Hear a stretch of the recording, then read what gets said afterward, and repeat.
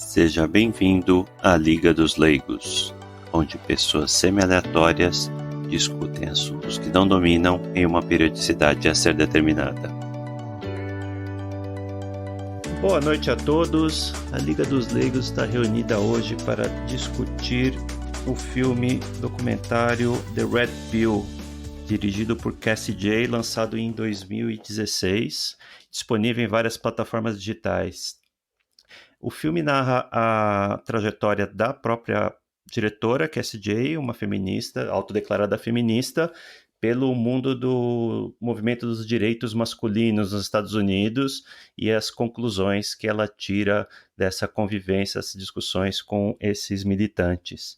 Estamos aqui hoje para tratar dessa obra, eu, Zeno Estoico, Salazar o Luso. Boa noite, agora em novo local. Vocês me ouvem bem nesse local? Eu tô mais longe agora. Ainda melhor.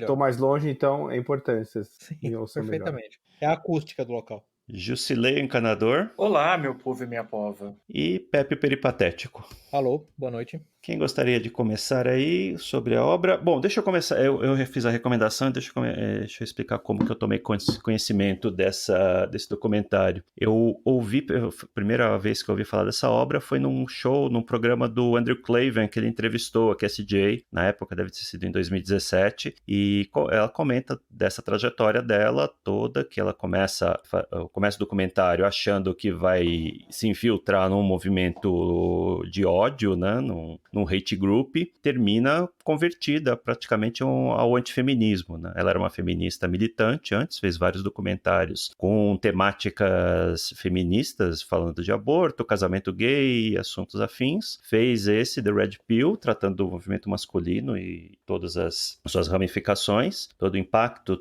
o movimento feminista, na verdade, tem no cotidiano de diversos homens que ela entrevistou, e se converteu praticamente à posição oposta, né? Ela não se declara um membro do movimento, mas não se declara mais feminista. É a conclusão que ela chega ao final do documentário. O que vocês acharam da obra? Eu gostei, eu achei que a trajetória dela é interessante, né? Ela é uma atriz que não deu muito certo em Hollywood e ela se tornou feminista, né? Porque teve uma série de problemas lá em Hollywood com homens, achava que como Hollywood era controlada por homens, que não davam chance para as mulheres e coisa e tal, e foi com o objetivo até de criticar, né, esse movimento, de expor, né, esse pessoal como misóginos ou pessoas que estão associadas ao movimento alt-right ou supremacistas brancos disfarçados e coisa e tal. E aí ela acaba vendo que não é bem por aí, né? Ela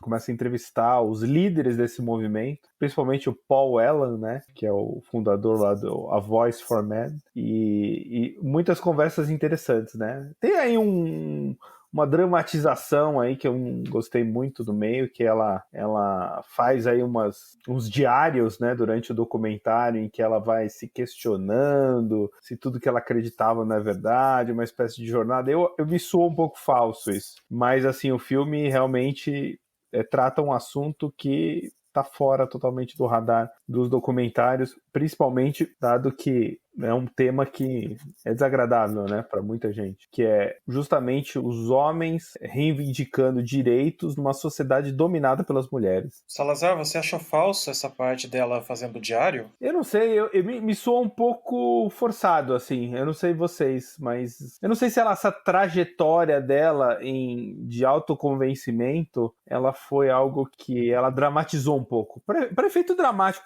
Porque assim, vamos analisar o panorama de documentários, né?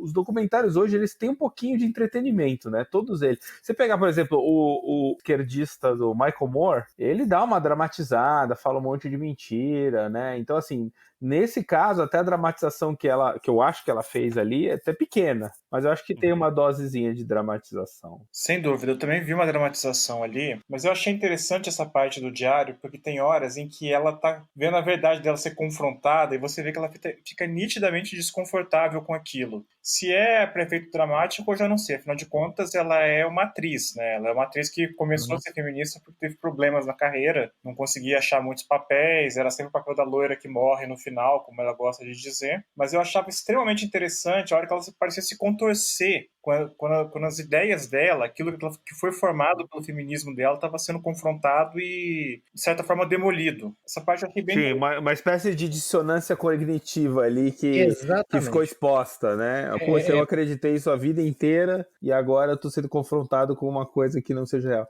Então, sim, eu acho que a dramatização não tira da verdade, tá? Eu acho que ela realmente passou por isso. Ela, claro, como sendo uma atriz, ela dá um pouquinho de ênfase ali, mas não acho que é mentira, não. Eu acho que tem duas coisas que apontam que ela a mensagem dela, pelo menos, é sincera, né? Primeiro que eu vi as entrevistas que ela deu para vários órgãos aí na época do lançamento do filme, no programa do Andrew Klavan, como eu falei, em outros, e parece que tem uma certa consistência na experiência que ela descreve e o que ela fala fora do filme. E a segunda coisa é que esse é o último filme da filmografia dela no IMDb, né? Que é característico de quem realmente foi ostracizado pelo sistema, né? Quem aborda algum tema que é proibido por Hollywood realmente normalmente não consegue mais emprego, né? Uma parte relativamente significativa do Hoaxed, do Mike Cernovich, é sobre o documentário dela, Cassie J, e basicamente o unpersoning dela, né? A transformação dela em não pessoa em Hollywood após isso. Não sabia. Sim, ela é um dos focos principais. Entendeu? As ameaças de morte, as renegações da irmandade feminista que ela recebeu, isso fica bem claro no filme que realmente ela foi ejetada do sistema como um todo, após o filme. Isso fica bem claro lá. Agora, só para voltar ao ponto, eu concordo com o Zeno, no sentido que me pareceu muito mais autêntico do que o Salazar apreciou. Eu acho que foi realmente autêntico. Eu acho que ela era fácil da dissonância cognitiva. E eu diria que o grande elemento em favor dela, ao contrário do Michael Moore, que apesar de ser um esquerdista safado, tem documentários brilhantes no quesito manipulação, técnicas sutis de manipulação, de indução de comportamento, que fazem a Leni Riefenstahl parecer uma amadora. A Cassie J não tem a menor condição de fazer a mesma coisa. Então, se ela tem o drama natural do gênero feminino e do treinamento dela como atriz, e parte desse drama é injetado, e atrizes têm personalidades tipicamente dramáticas, a expressão facial dela, a entonação de voz, os questionamentos dela, você vê, ela foi afasta de dissonância cognitiva. Aquilo realmente foi um processo, para mim, claramente de conflito para ela. Eu diria que o momento clássico que você vê, eu me lembro daquele filme, que também é um livro excelente, Tinker Tailor Soldier Spy, quando eles estão tentando recrutar um agente, aí mas está tentando recrutar um agente, e o protagonista fala assim, eu sabia que aquele cara era um fanático, e, portanto, sendo um fanático, eu poderia recrutá-lo, porque todo fanático esconde uma dúvida secreta. Para mim, aquilo ficou claro no momento que ela chegou num ponto de aceitação, ela sabia que ela era mais feminista e ela começou a se inscrever em cursos e palestras femininas e participar de passeatas feministas, mas ela percebia claramente que aquilo ali já não tinha mais ressonância nenhuma com a realidade que ela estava vivendo. Então, eu acho uma grande experiência, acho que teve uma grande dose de veracidade psicológica no que ela apresentou ali, simplesmente porque eu não acho que ela seja capaz de fazer grandes manipulações. Não me parece esse o caso. Tem não lembro se era nesse episódio ou em algum outro que o Andrew Klavan também fala, quando você passa a ver alguma coisa, você não consegue mais desver, né? Sim. Você começa a ver, tira uma camada de filtro da realidade, você começa a ver a realidade como ela é, você não consegue voltar. A bendita Red Pill, né, que eles falam. Depois que você saiu da ilusão, que você vive da bolha e começa a ver as coisas de outra forma, você não consegue mais voltar. Acho que essa é a experiência que ela teve. E só fazendo o ponto que tanto o Salazar quanto o Jusilei fizeram sobre a atriz, é claro que a experiência dela como atriz foi um fator preponderante no feminismo dela, e como esse é um podcast, nós somos sempre claros e diretos, a verdade é, ela descobriu que ela não era nem bonito bastante, nem gostoso bastante, nem promíscuo bastante para ser uma atriz de sucesso em Hollywood. Portanto, ela falhou nessa atividade. Aí que ela se tornou diretora. Se ela fosse uma caminhoneira, ela não teria tido esse problema. Não. E você lembra que um dos momentos marcantes é quando ela fala, um diretor ou um diretor de elenco me falou para voltar quando eu tivesse perdido 15 pounds e tivesse colocado silicone nos seios. aí está você. Essa é a Hollywood de empoderamento feminino, né? Bem-vindo ao mundo real. #MeToo. Até porque, vamos ser sinceros, ninguém quer ver umas gordas desfilando em filme, né? Evidentemente. Né? Só fazendo um pequeno aside, aquele filme novo dos Caça-Fantasmas, por que foi um fracasso, né? Um monte de feminista, mulher gorda. Uhum. Que são Não é esse o problema. O problema lá é que você está pegando uma obra já consolidada e Querida, muito querida, né, por gerações. Cuspindo no todo o que foi feito lá e fazendo uma coisa totalmente diferente, sem motivo algum, né? Sem nenhuma... É o mesmo motivo que outras franquias estão fracassando, né? Como Star Wars, como o novo Exterminador do Futuro vai fracassar também. Então, mas injetando uma boa dose lá de feminismo, de empoderamento. Sim. Essas pessoas não querem ver isso. As pessoas não querem, elas não estão interessadas. As pessoas sãs, né? Tô falando. E as pessoas não sãs não vão no cinema, não pagam, né, pra ir no cinema. Aí os filmes fracassam. Ou a parcela das que pagam não é suficiente para sustentar a viabilidade econômica do filme, né? Que depende de um apelo de massa enorme, né? Depende de um apelo de massa tão grande hoje que, na verdade, depende também de um apelo de massa de sociedades completamente alienígenas dos Estados Unidos, como o caso da China. Vocês devem lembrar, já que a gente está citando um exemplo, o próximo remake, a continuação do Top Gun, a bandeira de Taiwan foi removida da jaqueta do protagonista para facilitar a entrada na China. Eu vi isso. Colocaram qual bandeira no lugar, alguém sabe?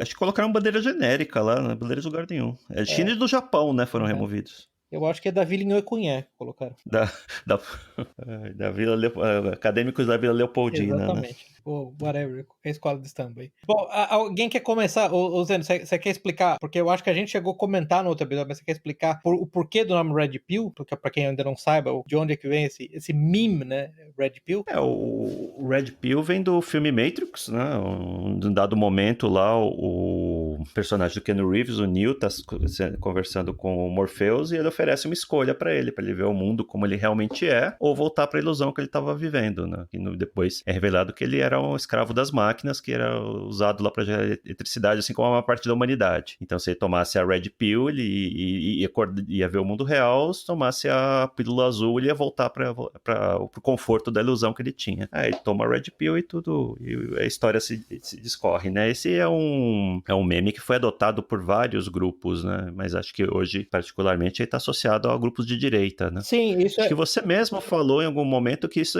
chegou a ser adotado pela esquerda em algum... Inicialmente foi adotado pela esquerda. Quando começou nos campi de universidades americanas, começou a ser adotado inicialmente pela esquerda. A ideia era mostrar, entendeu? Que nós vivemos numa tecnocracia do complexo industrial militar e, portanto, tem que tomar a Red Pill para ficar do lado do povo. Mas, na verdade, foi cooptado pela direita, porque, em grande parte, a esquerda moderna, ela existe a serviço da tecnocracia do complexo industrial militar. Né? Hoje em dia não tem ninguém...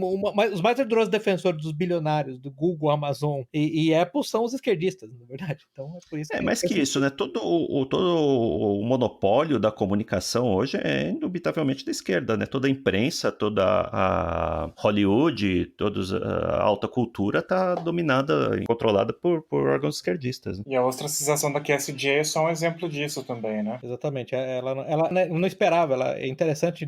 A gente vai fazer um podcast sobre Hoaxed, eu sei que está na nossa lista ainda, mas é impressionante a genuína surpresa dela, porque é aquela surpresa típica dos... vamos chamar de liberais clássicos, a gente usa em inglês liberals para esquerdista, mas se falamos liberais clássicos, dos direitistas soft, né, dos liberais em economia, no âmbito brasileiro seriam liberais em economia relativamente conservadores nos costumes, moderadamente conservadores nos costumes, ela fica surpresa porque ela fala, mas gente, é só uma discussão, eu achava que todo mundo tinha que ter voz, todo mundo tinha que discutir, e é evidente que não, né? Ela descobriu que não funciona assim, você está desafiando uma narrativa sagrada pré-estabelecida, é evidente que você passou a seu inimigo. Então, esse que é o ponto interessante. É bem ingênuo. Muitas pessoas tem esse choque, né? Sim, as pessoas sim. Não somos só contra os nazistas, né? A gente quer o bem da humanidade. Exatamente. Não, a gente só quer espancar, a gente só quer atacar, a gente só quer tirar o emprego de nazistas. Ok, mas quem é nazista exatamente? Uhum. Né? Vocês lembram que eu cheguei a publicar, discutir com vocês uma série de tweets, na qual um dos tweets terminava com o cara falando democratas nos Estados Unidos, democratas são esquerdistas, tá? Todo mundo sabe disso. Democratas muitas vezes são nazistas, políticas democratas muitas vezes são nazistas. Eu falei, então tudo é nazista, na verdade. Ok. Então é quem você decide na hora. Naquele momento, né? Porque no futuro pode ser que deixe de ser, a partir do momento que passa a ser interessante. Ou o contrário, né? De repente, o bom e o bonito de hoje vai ser o maligno de amanhã, quem sabe? A característica da religião secular esquerdista moderna é a instabilidade da sua soteriologia, né? Ela não tem santos permanentes, né? Porque você tem que lembrar que se alguém que se opunha ao casamento gay há 8 anos atrás, pega o Obama, que foi eleito no primeiro mandato se opondo ao casamento gay, e hoje a oposição ao casamento gay faz de você um nazista, então o Obama era um nazista. Essa linha contínua de expansão de tentativa de deslocamento da janela de Overton faz com que você não tenha santos fixos, né? Todo mundo pode virar um demônio. Mas falando em demônio, é interessante a maneira como ela se aproximou, né, dos grupos de pen rights activists, né? Você lembra que no começo ela fala de um texto que, se eu não me engano, foi escrito pelo próprio Paul Elam, acho que era outubro é o mês onde você tem que socar uma vagabunda, punch a bitch mount, lembra do negócio assim? Que aquilo ela ficava chocada. E o que é interessante é que ela começou a entrevistar as pessoas, e de novo, o Salazar, para deixar claro, o meu modelo mental é que ela, Cassie Jaye, não tem essa sofisticação mental para fazer o nível, para estabelecer o nível de manipulação que você vê em alguém como o próprio Michael Moore ou equipe. Michael Moore é muito bem assessorado nessas peças de propaganda dele, né? O Fahrenheit 9/11 é um estudo de caso de propaganda, de manipulação, né? De distorção da verdade sem mentiras absolutamente necessárias. Dá vários exemplos específicos, onde ele usa textos fora de contexto, que são em tese verdadeiros, mas na verdade o objetivo é criar um mentira. Eu não vejo a Cassie Jaye fazendo isso. E o que eu achei interessante é que quando ela começa a conversar com o Paul Elam, eu esqueci o nome daquele matemático com que eles também conversaram, e com o autor o mito do poder masculino. Warren Farrell. Warren Farrell, exatamente. O mito é interessante como você começa a ver quão coerente ou quão consistente internamente, pelo menos é a visão deles, o quão racional, o quão, para usar um termo inglês, o thought true é o discurso deles, e você não consegue, quando ela tenta estabelecer aquela ilusão burguesa dos dois lados, e portanto ela vai falar com feministas, você não consegue ver uma contraparte feminista de sequer coerência no discurso, né? Isso é interessante.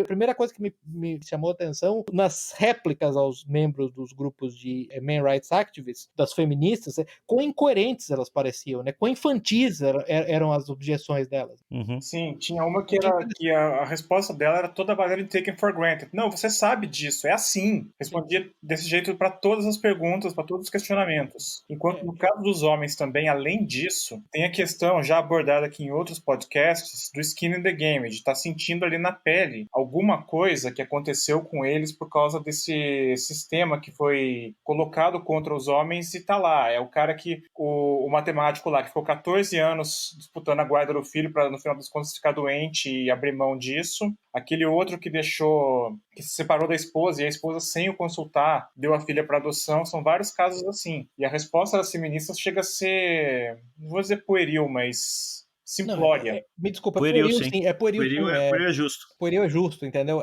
Quando você pega historicamente alguém com...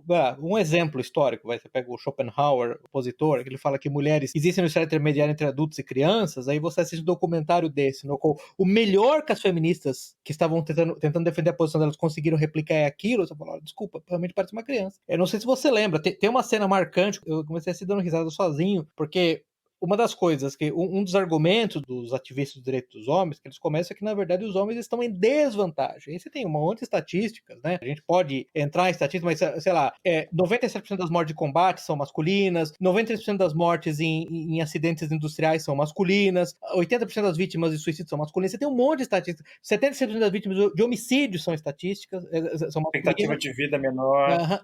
84% das mulheres ganham a custódia, que é um negócio importante para o pai poder manter o filho, 84% das mulheres ganham custódia. Então você tem coisas reais, palpáveis, como o Lucilei acabou de falar, isso é skin in the game, isso é consequência prática no mundo real, que muitas vezes dura para sempre. Morrer dura para sempre, né? E a própria Cassie Jaye, naquele processo dela, para mim, de dissonância cognitiva, para usar o termo com o Salazar, muito bem aplicado, dissonância cognitiva, não sei se você lembra, um momento ela fala alguma coisa do tipo assim, mas as mulheres têm que fazer o serviço de casa, e olha quanto tempo de gasto se maquiando. Eu falei, dude, que é isso? Existe uma simetria aí, né? No mínimo, né? Sério, entendeu? Assim, isso é maluco, né? Assim, a diferença é essa, né? Então é muito engraçado. Uma coisa que eu fiquei bastante surpreso é que os homens são vítimas de agressão de mulheres numa taxa, assim, surpreendentemente alta, né? Então a gente quase 50-50. sempre foi doutrinado, isso aí, inclusive eu não sabia disso, que as mulheres eram a esmagadora maioria das vítimas de agressão violação Só uma coisa, doméstica. essas estatísticas são estatísticas dos Estados Unidos, né? Eu não Sim, acredito que claro. no Brasil a gente tenha esse número Sim, e nem não esteja no mesmo patamar. Nem tem essa pretensão de discutir estatísticas locais, porque a gente tá falando de um filme, né, baseado nos Estados Unidos. Acho que o problema principal é que esse número não existe. Mas assim, os números de homens que sofrem com violência doméstica é altíssimo, altíssimo. Só para clarificar, para quem esteja ouvindo, ele diz, mas peraí, isso não faz nem sentido. O que vocês estão falando? Esses homens são os mariquins, então são os efeminados. Veja, violência doméstica, eles estão falando de mulheres que atacam parceiros com faca, mulheres que atacam parceiro com taco de beisebol, mulheres que atacam parceiro com uma panela de ferro e mulheres que tentam atropelar homens, né, ou efetivamente chegou a atropelar homens, mulheres que usam armas contra homens. Tá? São 5 exemplos de violência doméstica no qual você tem um objeto que elimina a diferença natural de força física entre homem e mulher. Os números que ela cita, já que eu estou falando dos Estados Unidos, 1 em cada 3 mulheres, 1 em cada 4 homens. Com a diferença que você tem o número aproximadamente 2 mil abrigos que recebem mulheres e basicamente 0 abrigos que recebem homens. Um abrigo só, mas no Arkansas é 0. Isso, e eu fui olhar aquele Duluth Model, que é uma... Eu nunca tinha ouvido falar disso, Duluth Model, até esse documentário, né? É um modelo que tem... parece uma pizza, né? E com vários tipos de abuso, né? E, de fato, se você considerar que as técnicas de abuso, né, e violência, as mulheres, elas são especialistas em certos tipos de abuso, não só abuso físico, mas também usar de abuso emocional, por exemplo, tirar o filho. Lembra que no documentário, a mulher, ela oferecia o filho pro marido e aí quando ele ia pegar, ela tirava, né? Esse tipo de coisa. Enfim. Um clássico é a alienação parental, né? A mãe ganha a guarda do filho com 84% dos casos e a partir dali passa a envenenar o filho ou a filha contra o pai, né? Seu pai é um monstro, seu pai é um maldito, seu pai é um desgraçado, seu pai é um estuprador, né? Aí você começa continuamente a fazer isso, né? Os casos de... A alienação parental é tipificada no código no código de lei de vários estados americanos. Né? Tipicamente ela é aplicada a homens e não a mulheres, né? Evidentemente. Juscelei, desculpa, eu te cortei. Não, é que eu só queria dizer que só tem um abrigo para homens que é reportado no filme, mas como o abrigo fica no Arkansas, eu acho que é 0 então, né? É inacessível para qualquer... Vocês se lembram que a última coisa mais ou menos impactante a ser do Arkansas foi o casal Clinton, né? Então, não. Isso explica muita coisa. Por que não pode? Eu não sei se vocês tiveram curiosidade de ver esse Duluth Model, que é um modelo criado para determinar o que constituiria a violência doméstica, né? Então, ele claro, é centrado nas mulheres, né? O abuso que as mulheres sofreriam. Mas você pode usar aqui várias coisas ao contrário, assim, várias, assim, e o uso de crianças, como a gente falou, né? A alienação parental, usar crianças, manipular crianças, isolar o parceiro, humilhar o parceiro publicamente. Que mulheres são bem aptas a fazerem isso. Aptas a fazer isso, inclusive. É assim que você detecta um casamento com um problema, né? Uma mulher que se dispõe a humilhar o marido em público, Sim, né? Bem interessante. E você lembra que se você for pensar na maneira como esse modelo do Lúcio é construído como uma roda, né? Então você tem exatamente o que você falou, tem usando crianças, tem usando abuso emocional, usando intimidação, usando abuso econômico, né? E, obviamente, um dos abusos é usando privilégio masculino, só que não tem privilégio feminino, só tem privilégio masculino. Sim. Então Que é um absurdo, né? Como o ativista de direitos dos homens falou, o Duluth Model ele foi criado por um grupo de... Você lembra que ele chegou até a perder um pouco a compostura por um grupo de feministas loucas, e é o modelo que tem que ser usado em vários casos de investigação e de terapia em casos de violência doméstica, e basicamente o objetivo do modelo é fazer com que o homem assuma todas as culpas de tudo, né? Sempre, imediatamente. Ele já entra culpado, né? Se ele tentar se defender, se ele tentar estabelecer que ele, na verdade, ou é co-agressor e co-vítima, ou ele é simplesmente alguém que está revidando, ele vai ser considerado como alguém que está em negação, né? Inclusive isso se traduz para leis, né? Então para o campo jurídico, né? Só aproveitando isso, só queria lembrar que no Brasil uma das poucas coisas que garante que você vai ser preso é deixar de pagar pensão alimentícia, né? O que é interessante... Pode matar pessoas, tentar matar candidatos a presidente, botar fogo em orfanato, atropelar velhinhas. Empurrar gente na frente de ônibus, empurrar gente na frente de carro de ônibus, né? Agora, deixa de pagar a pressão alimentícia pra você ver a desgraça que fica a sua vida. E assim, ninguém tá dizendo que tá colocando a vida de alguém em risco, né? sim. Que a mulher tá passando necessidade, ou a suposta criança tá passando necessidade.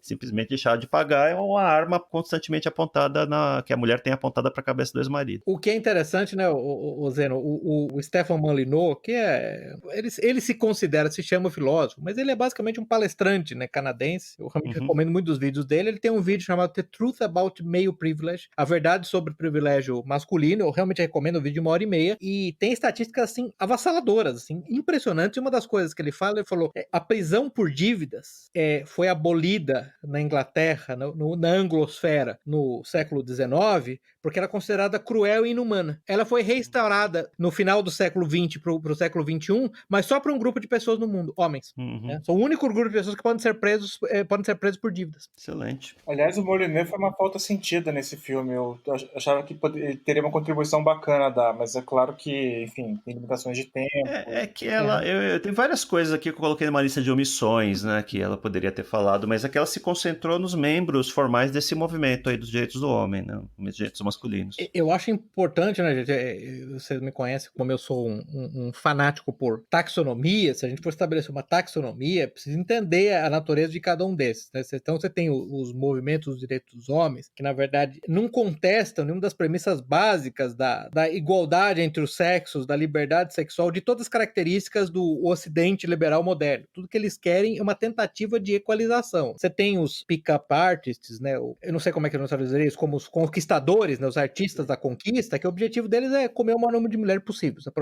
aproveitando a liberação sexual feminina. Aí você tem, ela fala brevemente isso no filme, que são os men going their own way, os homens indo seguindo seu próprio caminho.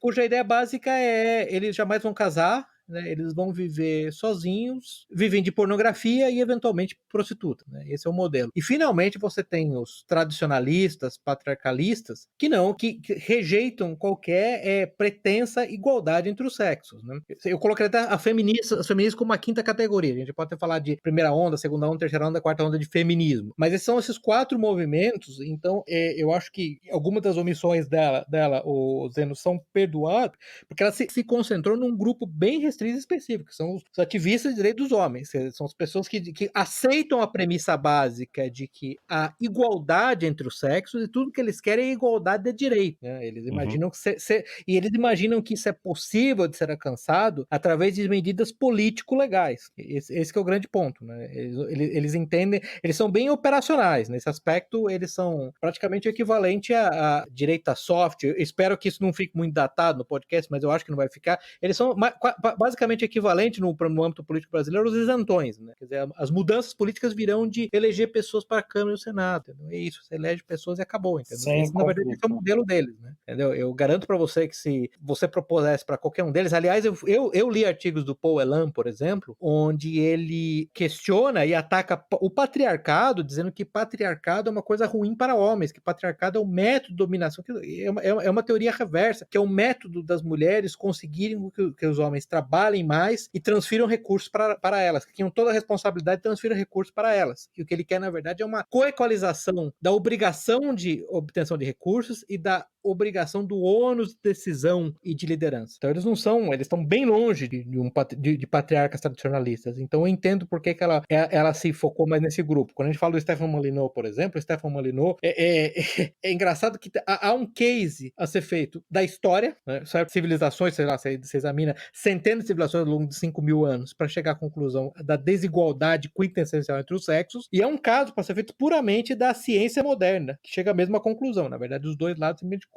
combinam, né? No que se refere em percepção das sociedades em relação ao sexo, eu diria que a moderna psicologia evolucionária e genética basicamente confirma todos os mortos que você vai encontrar na Bíblia hebraica. É basicamente isso. Os dois concordam integralmente. E o Stefan Molyneux, apesar de não se declarar um cristão ele se declara um agnóstico, ele é bastante simpático ao cristianismo, ele não aceita a premissa de que homens e mulheres são iguais. Por isso que eu acho que faz sentido que ele não participe desse filme. Né? O objetivo deles é bem diferente. O objetivo deles é, nós estamos em desvantagem, vamos só reequalizar de novo o campo de jogo. Essa é a ideia do MRA. Acho que um dos problemas dessa discussão é porque o campo da esquerda, né, é uma bagunça sem fim, né, quando se trata desses assuntos, né. Podemos falar que tem as feministas, mas aí tem os ativistas de direitos gays, tem os que defendem os transgêneros, falam que gênero não existe, é uma construção social, ou seja, é uma confusão dos infernos, né. Se bem que, assim, que eu entendo eu, de novo, eu acho que foi o Jim Cobb, que é um escritor americano, basicamente escreve para aquela Crisis Magazine, uma revista católica, é um cara muito profundo, a definição dele, que eu aplico perfeitamente, essa minha experiência, inclusive pessoal, feminismo nada mais é do que doença mental transformada em política. Então, tendo em conta esse aspecto, se você for estudar se você tentar estabelecer alguma linha de coerência nas loucuras infantis que você escuta das feministas, o feminismo de quarta onda, em tese, ele existe exatamente para cobrir os direitos dos gays e transexuais e a abolição do gênero. Vamos por partes, vamos explicar essas definições do que se considera a primeira, segunda, terceira onda. Então, né? a primeira onda, o objetivo primordial da primeira onda era voto, sufrágio. Direito ao voto. Os sufragistas, início do século XX. Foi de 1800 até 1900, mais ou menos. Aí houve uma série de pequenos entreveros no Ocidente. A Segunda Guerra Mundial. Entre 1914 e 1945, teve uma série de entreveros que colocou tudo isso na geladeira, entendeu? Outras preocupações na geladeira. Pequenos desentendimentos. Aí a segunda onda, de 60 a 1960, 1990, basicamente a ideia dela foi mulheres no mercado de trabalho. Women's Liberation, né? O início, exatamente, e o início... Liberdade sexual... de uma certa liberdade sexual. Então você pode dizer que começou como mercado de trabalho, concomitantemente com a liberação sexual, e nesse processo uma tecnologia habilitante primordial foi a pílula anticoncepcional. Sim, isso que eu ia falar. E ela terminou, na verdade, você pode dizer que esse movimento mais ou menos que terminou com a ideia de que mulheres e homens têm que receber salários iguais, o equal pay. E não esquece do divórcio também, que foi... Divórcio, sem dúvida nenhuma. Muito obrigado, muito bem lembrado. O divórcio, na verdade, é o que se chama em inglês de no-fault divórcio. Divórcio por qualquer razão, né? Divórcio porque você decidiu fazer divórcio. Essa seria a segunda onda, né? A ideia da terceira onda, que daí nós estamos falando dos anos 90, a ideia básica, na verdade, ela começou a estabelecer um supremacismo feminino na medida em que ela lutava pela abolição de qualquer forma de manifestação de desejo masculino por mulheres não solicitadas. Quer dizer, a verdade, agora as mulheres não apenas selecionariam com que elas fazem sexo, elas selecionam quem é que pode sequer cantá-las. Esse é o ponto primordial. Então, elas teriam liberdade sexual, e na verdade agora os homens têm menos liberdade sexual, né? Você sabe que nesse contexto algumas feministas chegam ao ponto de dizer, não, as mulheres têm direito sim de sair topless nas ruas, e os homens não podem sequer olhar para elas se elas não quiserem. Então já começa um supremacismo feminista. E além disso, a luta por mulheres em posições de liderança, tanto no governo, não agora simplesmente como funcionárias, que elas tinham conseguido segunda geração, terceira geração, posições de liderança nos governos e nas grandes corporações. E um certo ranço, né? Uma certa propaganda de ódio aos homens, né? Eles justificam dizendo que é contra essa entidade abstrata, que é o patriarcado, né? Que ninguém define quais são os limites disso, né? Mas na verdade é ódio ao tudo que é masculino. Né? Então, eu diria que o ponto você falou do divórcio, também esqueci de falar na segunda onda de aborto, né? Aborto também era um ponto primordial. Aborto, sim. Eu diria que da segunda para a terceira onda, você vê a transição de pretensão de igualdade para supremacismo feminino. Essa é a terceira onda, já é início do supremacismo feminino. E vamos concordar que a terceira onda, ela não tem nenhuma reivindicação prática, né? Não. Se na segunda onda, sempre a mulher que tá casada infeliz lá com o cara e precisa, não consegue porque não pode divórcio, porque ela tá limitada a certos empregos lá na empresa, só pode ser secretária, recepcionista, alguma coisa. Tem uns objetivos práticos, que é abrir espaços para as mulheres na sociedade. Se isso foi sábio ou não, se isso ajudou a sociedade ou mesmo as mulheres, é uma coisa que a gente pode discutir depois, mas esse feminismo de terceira onda que a gente vê hoje, essas manifestações, pessoas gritando na rua, ela não tem reivindicação nenhuma, né? É um negócio histérico, sem pé nem cabeça. Pelo contrário, ele diminui, né, muitas vezes a mulher, né, e assim, os papéis que as mulheres se prestam aí a fazer nessas passeatas feministas. A Marcha das A Vadias, né? Marcha das Vadias e defecando na rua. Tudo bem que isso a gente pode até categorizar como uma ala mais radical, né, desse feminismo, mas assim, é autodestrutivo, é niilista, né? Então, assim, não tem nada ali, né? Para usar um termo do mundo que eles chamam da manosfera, alguns vão lembrar desse termo aqui, é um termo que se usa nos relações entre homens e mulheres, que mulheres aplicam a homens o que eles chamam de shit test. Na verdade, tem coisas que elas fazem para verificar se você se recusa a fazer, porque se você não se recusar a fazer, você falhou no teste dela.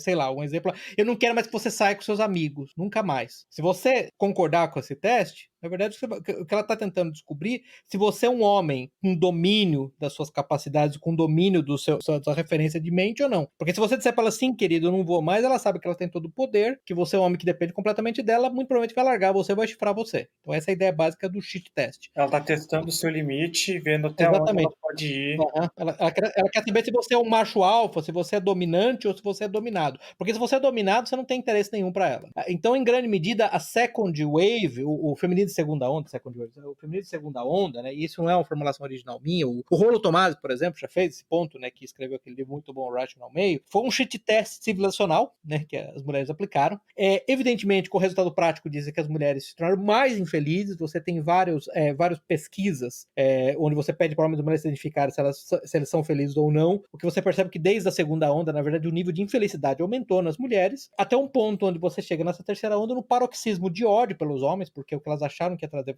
delas não trouxe, né? O aborto, a pílula, o divórcio, o no-fault divorce, e trabalhar 18 horas por dia competindo com homens cheios de testosterona, ultra competitivos, realmente não é uma receita de felicidade para mulher nenhuma, e, portanto, levou elas a se voltarem nesse modelo que o Zeno citou, que agora o ódio é contra esse ente mágico, intocável que é o patriarcado. Eu não sou feliz, entendeu? Eu tenho 48 anos de idade, depois de ter sido 32 parceiros sexuais, ter tido uma doença venérea que me impede de ter filhos, eu vou morrer sozinha num apartamento com vinhos, meus gatos vão comer meus olhos depois que eu morrer, vai demorar vários dias para alguém me encontrar, entendeu? Isso é culpa do patriarcado, mas o que é o patriarcado? Não sei, é impalpável, entendeu? Não são as minhas más decisões, é o patriarcado que me levou a isso. Então, esse é o paroxismo de ódio que do supremacismo que começou a aparecer na terceira onda e que redundou, a meu ver, na insanidade que é a quarta onda. Porque a quarta onda agora é exatamente, não existe gênero, as mulheres gordas são atrativas, as mulheres deformadas são atrativas, as mulheres sem olhos são atrativas, entendeu? As mulheres... Não é que são atrativas, né? Que você fala, se você se recusar a fazer sexo com ela, você é preconceituoso. Você é basicamente um nazista. É basicamente um nazista, exatamente.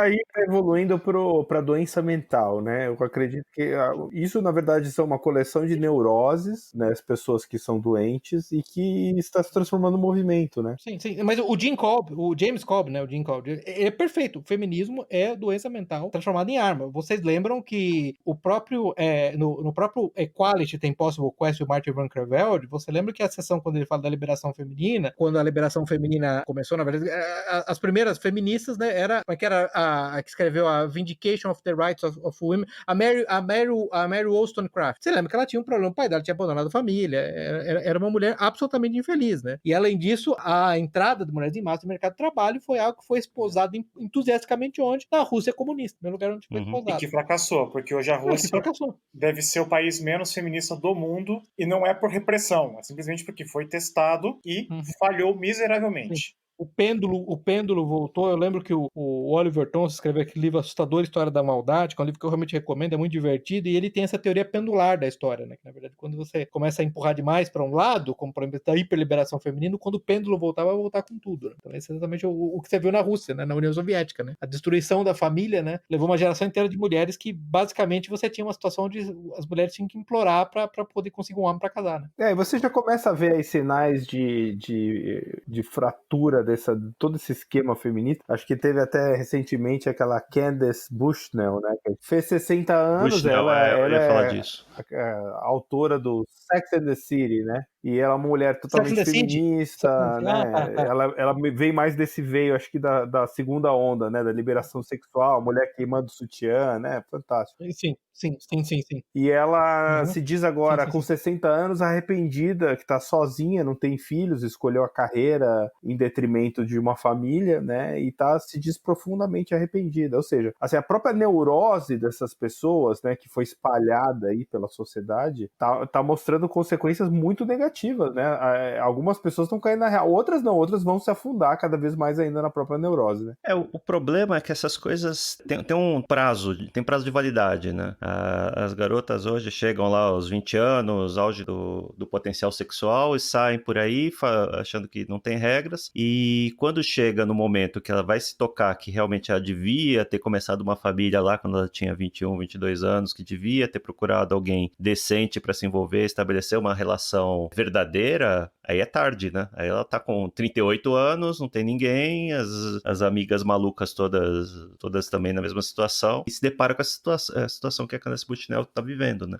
Ela se divorciou do marido, que bizarro, né? O cara era bailarino. Então tá aí sua explicação. E agora tá lamentando que não tem filhos, né? Porque tá sozinha no fim da vida. Só um detalhe, ela é escritora do livro, né? Que deu origem à série. Aparentemente, quem eram os roteiristas da série mesmo eram homens gays, né? Nossa, que surpresa. A visão de mundo é um pouco diferente. Quantos gatos ela tem? 60 Ela tem anos, 60 e Não, poucos. quantos gatos ela tem? Gatos deve ter vários, e caixas de vinho também. Pois é. E Xanax, né? O que é? Sei lá o que é a moda agora. Xanax, alguma. E Xanax, Alprazolam deve ser de manhã, à tarde e à noite. Pô, pra do Leia, a moda. Eu acho que fica evidente, né, nesse ponto que, pelo menos dentro desse grupo, desse podcast, tá claro que nós não somos, na verdade, advogados dos direitos dos homens, nós somos muito mais com níveis variáveis, tá, gente? A gente não concorda em tudo, senão nem faríamos o podcast, mas estamos com níveis variáveis dentro da rúbrica de tradicionalista patriarcalista, no sentido que a gente entende que há a inerência de desigualdade sexual.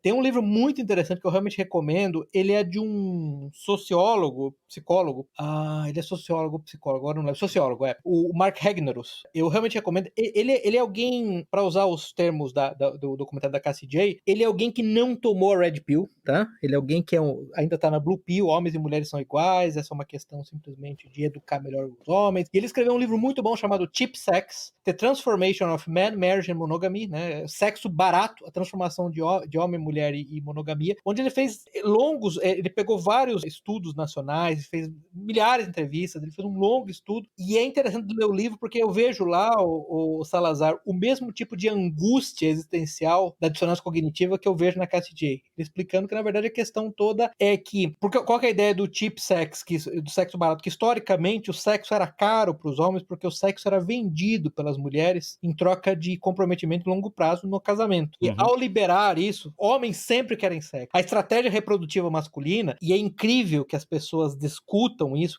agora eu tô falando de algo que não é simplesmente a minha opinião, isso me parece algo absolutamente verificável. A estratégia reprodutiva masculina é uma estratégia de espalhamento dos genes, né? Eu vou garantir uma espécie de hedging, né? Eu compro várias ações, e a estratégia feminina é a estratégia de hipergamia. Quem que é o macho alfa, e eu vou transar com o macho alfa. Qualidade versus quantidade, né? O homem é mais quantidade. Eu prefiro qualidade, exatamente.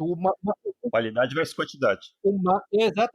Exatamente, quantidade versus qualidade. Inclusive, o ponto é a mulher. Eu prefiro ser concubina, dividir um macho alfa, do que tá atrelado a um macho beta. E o interessante nesse livro, ele fala o que é o tipo de sexo. Como elas foram diminuindo o valor do sexo, em algum ponto ele chega a falar: as mulheres tinham o maior cartel, as mulheres no Ocidente tinham o maior cartel da história para atrair homens, que era o sexo. E elas resolveram destruir o próprio cartel. É incrível que os membros do cartel se reuniram e resolveram destruir o próprio cartel. O problema delas hoje é que o sexo é tão barato que os homens obtêm sexo sem nenhum tipo de comprometimento, e tem a forma mais barata de sexo de todas, que no caso, que o que ele explica é a pornografia. Isso explica, na verdade, o colapso. Ele, inclusive, a tese dele, depois de todo o estudo, que explica o colapso do casamento nos Estados Unidos, até muito mais do que por fatores econômicos. O sexo é tão barato, quer dizer, ele entrevista mulheres, eu recomendo porque, assim, de novo, você tá falando de alguém que é completamente um esquerdistinha, liberal no modelo americano clássico, entendeu? Direitos iguais, não sei o quê, e vai entrevistando mulher após mulher, a mulher falando assim, eu gostaria, assim, tipo, mulheres com, sei lá, com 30 anos, eu gostaria de ter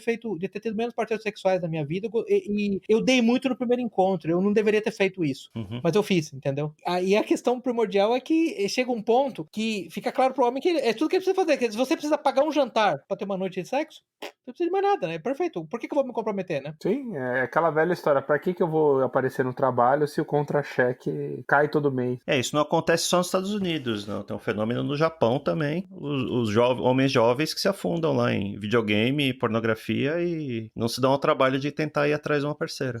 Tem uma outra estatística, eu não lembro onde que eu vi, 80% os top 80% das mulheres estão disputando os top 20% dos homens e os bottom 20% dos homens, os bottom 80% dos homens estão disputando os bottom 20% das mulheres, ou seja, não tem como dar certo. É uma distribuição de Pareto e o Mark Regnerus no ChipSex, estudando todos os dados do, como é que chama lá, o National Survey de crescimento de família, tem um monte de dados, assim, você está falando das ordens de dezenas de milhares até centenas de milhares. Ele chega à mesma conclusão, é a distribuição de Pareto, é 80-20. O ponto primordial, e você vê assim a angústia dele a chegar nesse resultado. A estratégia reprodutiva das mulheres, que é uma estratégia reprodutiva, na verdade, de primatas, ela aparece exatamente nesse ponto. Se você deixar sem controle, 80% das mulheres vão transar com 20% dos homens e acabou. O resto dos homens não vão poder fazer nada. Exatamente isso. Exatamente esse é o ponto. Mas eu tô lembrando, tem um texto pequeno, não sei se você lembra do Eric Raymond. O Eric Raymond é um escritor de ficção científica, desse bem esquerdistinho, escreve algumas obras de ficção científica. Ele vive aí naqueles SFCon, não sei o quê. Ele escreveu um textinho que quase acabou de destruir a vida dele. Seguindo a lógica, ele falou, por que tá tendo colapso da família? Chega um ponto que ele conclui e fala, olha, gente, formação da família, igualdade sexual e liberdade sexual. Desses três, a gente só pode escolher dois. E talvez nem dois. Por quê? Se você der à mulher liberdade sexual, demonstrado historicamente, de novo, elas gravitam para o modelo de hipergamia clássico delas, que são isso, 80% das mulheres com 20% dos caras. E acabou. Qual que é a consequência prática disso, já que a gente não tem modelo de concubina, né? Um monte de mães solteiras, né? Especialmente em locais de baixa renda. Um monte de mães solteiras, para usar um termo que aquele antigo blog, agora banido, né, do Hartice, do Chateau Hartice, um monte de mães solteiras vivendo com o maior dos machos alfa, o Estado. Sim. Porque você não precisa ir muito longe, você pega Ann Coulter, que escreveu naquele Guilt, Liberal Victims, State Assault in America, que é um livro sobre vários aspectos esquerdistas, mas assim, o ponto importante dela, uma das aspectos mais destrutivos da sociedade americana é mãe solteira, né? Tem que lembrar que controlando por uma série de fatores, como raça, saúde e tudo mais, praticamente as diferenças de criminalidade entre brancos e negros nos Estados Unidos somem se você levar em conta mães solteiras. Quer dizer, então, em grande medida, o problema da criminalidade negra americana é um problema de mães solteiras, que é uma epidemia. Famílias estruturadas. Que é uma epidemia nos Estados Unidos. Né? Sim. Especialmente entre mulheres, né? Entre negros, né? O negócio, o Thomas Sowell, que é negro, por acaso, ele sempre falou disso. A maior crime contra a população negra americana não foi a escravidão, mas nem de longe. Ele falou, a escravidão não tem problema nenhum, acabou, tá superado. Foram os programas de bem-estar social que permitiram que gerações e gerações de mães solteiras, de mulheres, decidissem que elas poderiam seguir a mesma estratégia reprodutiva dos bonobos e elas teriam cobertura do Estado. Uma série de pontos aí, né? Você elimina o estigma do divórcio, mulher divorciada, você elimina o estigma da promiscuidade, da mãe solteira. Da promiscuidade, né? E não só da mãe solteira, da promiscuidade, né? Geral. E você provê preservativo, métodos anticoncepcionais diversos e aborto sob demanda, né? O que você acha que vai sair desse coquetel, né? Para lembrar o próprio Thomas Friedman, que não é exatamente alguém que a gente tem em altíssima conta, mas que tinha observações boas, né? Você vai ter mais daquilo que você subsidia, né? Sim. Do que o Estado subsidia. Então, é o comportamento que você está subsidiando, né? Sim, na prática, o que você deveria estar incentivando, né? As pessoas serem contidas, as pessoas pensarem responsavelmente, né? Especialmente as pessoas jovens, né? De preferência na porrada, né? Porrada. Como que os espartanos e outros povos antigos domavam os homens jovens na base da pancada, né? Hoje não, você deixa todo mundo, homens e mulheres jovens com hormônios à flor da pele e fala, faça o que você quiser, não tem consequência, se acontecer alguma coisa, o Estado vai dar um jeito, alguém vai dar um jeito, uma ONG vai dar um jeito, não se preocupe com o futuro. E aí dá isso, né? Vocês lembram, tem que tem um livro clássico do Joseph Unwin, né, chamado Sexo e Cultura. Ele escreveu esse livro em 1934, porque ele queria testar a teoria do Freud, que as pessoas que usam o Freud indevidamente, que o Freud, na verdade, ele tinha vários aspectos altamente conservadores e reacionários. Freud dizia que o nível máximo atingível de uma civilização depende da repressão sexual. Então, o Joseph Unwin resolveu testar essa teoria, estudou 86 culturas em 5.000 anos. Ele encontrou correlação positiva entre as capacidades, entre o que uma cultura, uma civilização conseguia atingir em termos tecnológicos, organizacionais, com um fator específico. É uma correlação, na verdade, negativa, né? Com liberdade sexual feminina. Quer dizer, se quer ter alta cultura, tem que restringir a liberdade sexual feminina. Que volta ao Eric Raymond, que é esse autor de ficção científica, super direitista, super esquerdista, liberal, que ele chegou a essa mesma conclusão. Ele falou, a única maneira, na verdade, vai ser restringir a liberdade sexual. Em grande medida, para lembrar do nosso amigo Taleb, que sempre fala que nada que funcione pode ser racional, as restrições que o patriarcado colocava nas mulheres, como a gente falou, acho que no nosso primeiro episódio sobre restrições e tradições, era uma tecnologia social para resolver um problema específico. Nós removemos essa tecnologia social e os resultados são os que nós vemos hoje. Quer dizer, eu acho que aqui, todo mundo aqui pode dizer isso, eu lembro dessa conversa com o Salazar, para nós chegarmos a essa conclusão, não foi uma conclusão simples, não é uma conclusão fácil, não é uma conclusão que nos dá prazer nenhum. Não sei quanto a vocês, mas eu adoraria que fosse verdade que homens e mulheres fossem intercambiáveis e que todo mundo tivesse liberdade sexual. Eu adoraria isso. Eu fui obrigado, fui assaltado pela realidade, a realidade me deu uma paulada na cabeça e me mostrou que não é assim que o mundo funciona. Sim, porque nós somos educados, né? Nós somos educados no mundo do feminismo de segunda onda, com Mary Tyler Moore e tudo mais. Todo mundo, não. A mulher vai no mercado de trabalho, vai estar tudo certo, ela vai ter uma carreira linda, vai ser CIO de uma empresa. E não é verdade, né? As consequências estão aí. A Candace Bushnell está encarando os frutos dessa ideologia.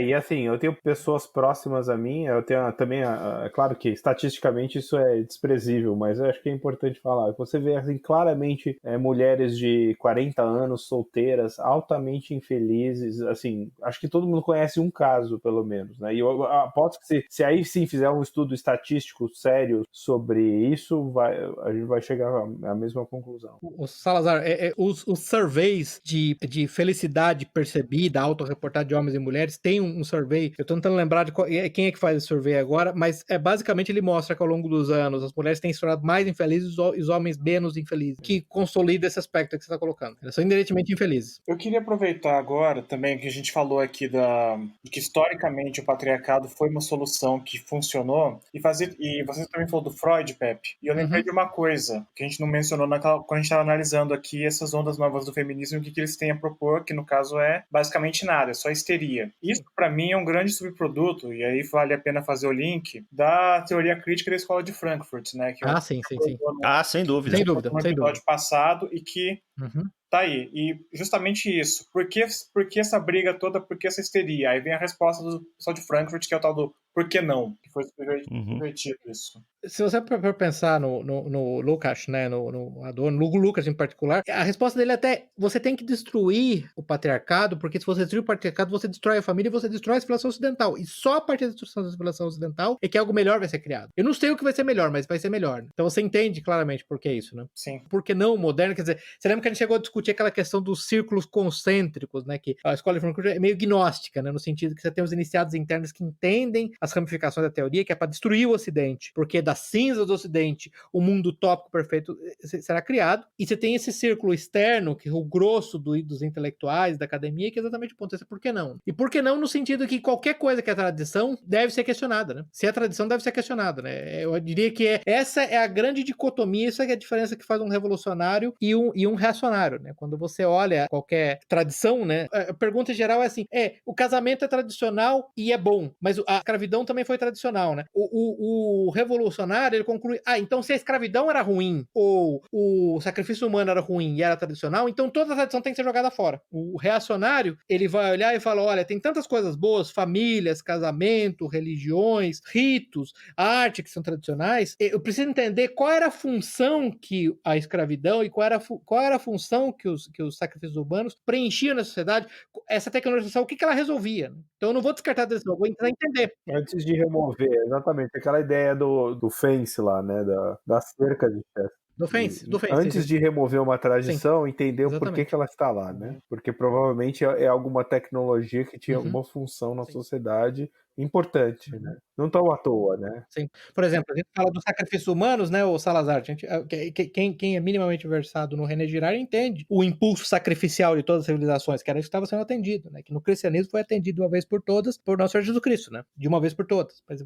esse impulso primordial existia, né? Sempre existiu nas civilizações, é da natureza humana, né? E a ideia do revolucionário, então vou jogar tudo fora. Então o casamento também não presta, se tinha escravidão, então o casamento também não presta, família também não presta. Aliás, incesto também, tabu contra incesto incesto também é uma tradição que a gente pode jogar fora. Aliás, pedofilia também a gente pode jogar fora, né? Aliás, zoofilia também, e assim vai, né? Uma atrás da outra. Uma atrás da outra, né? Eu diria que essa é a grande bipartição esquerda e direita. Você pode me perguntar qual é a reação das pessoas, a contenção que existe entre tanto casamento quanto escravidão tradicionais, entendeu? Eu diria que isso separa um esquerdista e um direitista, que é um revolucionário e um reacionário, na verdade. Vocês sabem, por uma série de razões, eu detesto o termo conservador, porque o conservador, para mim, é algo que muda continuamente. Na civilização corrente não tem nada para conservar, né? Conservar o quê? Travestis lendo para crianças em bibliotecas, é isso? É isso que eu tenho que conservar? Não tem nada para conservar. Então, por isso que eu não uso o termo conservador. Sim, talvez um termo melhor seria o consolidador de mudanças promovidas pela esquerda. Exatamente. O conservador é basicamente o consolidador das mudanças revolucionárias. É só isso. Exatamente. Zeno, você tinha mencionado uma lista de coisas que você sentiu falta no documentário também mais cedo. O documentário de 2016, né? Então ele não pegou essa onda do Me Too, mas ela também não fala da epidemia que teve nos Estados Unidos de falsos relatos de estupro, que é uma coisa que afetou muito as faculdades americanas. De repente, isso já no governo Obama, né? Várias faculdades começaram a ter um aumento muito grande de falsos relatos, jovens mulheres, né, relatando casos de estupro que nunca aconteceram. Tem um caso famoso lá do time de lacrosse, de onde que era, Pepe? Você já falou sobre isso. Quer ver só? É interessante ter falado, porque eu tenho uma lista aqui. Eu tenho uma lista aqui de 9 grandes. O de lacrosse, da Duke University. Basicamente, a mulher teve uma matéria na Rolling Stone dizendo que ela foi estuprada pelo time inteiro, né? Esse eu lembro, esse aí eu lembro. Não, mas essa é diferente. Foi na Rolling Stone também? Desculpa te cortar, Zeno, mas o do lacrosse também foi na Rolling Stone? A Rolling Stone começou, né? Foi uma matéria que saiu. Eu tô falando porque tem a UVA também, né? Da Universidade de Virgínia, também foi na Rolling Stone, né? Foi numa fraternidade, né? Bom, talvez eu esteja misturando. Isso, da fraternidade. Talvez esteja misturando os casos. Bom, anyway, a mulher teve a matéria publicada, a mulher acusou lá todo o grupo lá de estuprar ela coletivamente numa cerimônia, e basicamente nada era verdade, né, na história. Tudo ficcional. Sim, é o tipo de coisa que, para uma pessoa de novo, né, as coisas têm calendário, né, você não vai começar a sua carreira aos 50 anos. Se aos 23 anos a ser acusado de estupro, expulsado da faculdade, sua vida acabou, né? Olha lá, eu tô consultando a internet aqui só pra... a Universidade de Virgínia, em 2014, a Sabrina Erdely escreveu um artigo na Rolling Stone falando que foi estuprada pela uma fraternidade, e era tudo mentira. Se vocês me permitem, eu falar só rapidinho então, porque teve, em 87, teve aquela Tawana Bradley, que falou que tinha sido estuprada por 3 homens, e depois mostrou mentira. Depois teve a Vanessa Gibson. Eu tô falando de casos assim que dominaram as manchetes americanas, tá? O primeiro foi 87. High profile, né? Absolutamente. Aí teve uma falsa acusação da Vanessa Gibson, que em 2002, que colocou o jogador de futebol americano na prisão por 5 anos. Ela recanted, ela retirou em 2011 a acusação. Tá?